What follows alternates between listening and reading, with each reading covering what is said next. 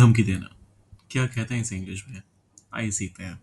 शुरू करने से पहले यशवर हिंदी 1 to 1 को अगर अभी तक आपने सब्सक्राइब नहीं किया है तो हम आपके लर्निंग पार्टनर हैं और हर रोज कोशिश करते हैं कुछ नए तरीके से आपके लिए Hindi to English learning journey को आसान बनाने का रास्ता ढूंढते रहें। तो बस फटाफट से सब्सक्राइब वाला बटन जो है उस पर करिए टैप और करते हैं शुरुआत। खोखली धमकी देना मतलब to issue a hollow threat.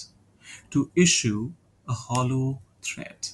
Example के लिए पहला पहला स्टेटमेंट आता है, उसने मुझे खोखली धमकी दी। He issued me a hollow threat. He issued me a hollow threat. उसने मुझे धमकी दी।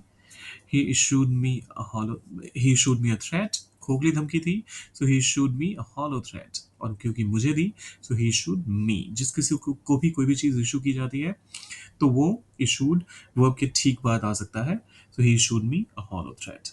दूसरा एग्जाम्पल, वे सिर्फ खोखली धमकियां देते हैं। they only issue hollow threats। they only issue hollow threats।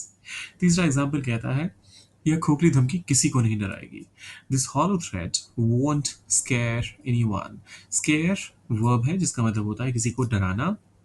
अगर आप खुद डर रहे हैं तो उस केस में स्केयर का इस्तेमाल कर सकते हैं, आई एम स्केर्ड, जहां पर ये एडजेक्टिव के तौर पे काम करता है। लेकिन जब आप इसे वर्ब के तौर पे इस्तेमाल करते हैं तो ये किसी और के लिए ही इस्तेमाल होता है। आई स्केर्ड मतलब मैंने डराया, मैं खुद डरा नहीं। तो this hollow threat won't scare anyone. तीसरा, और यह सिर्फ दिखावा है, ये आपको ट्रांसलेट करना है।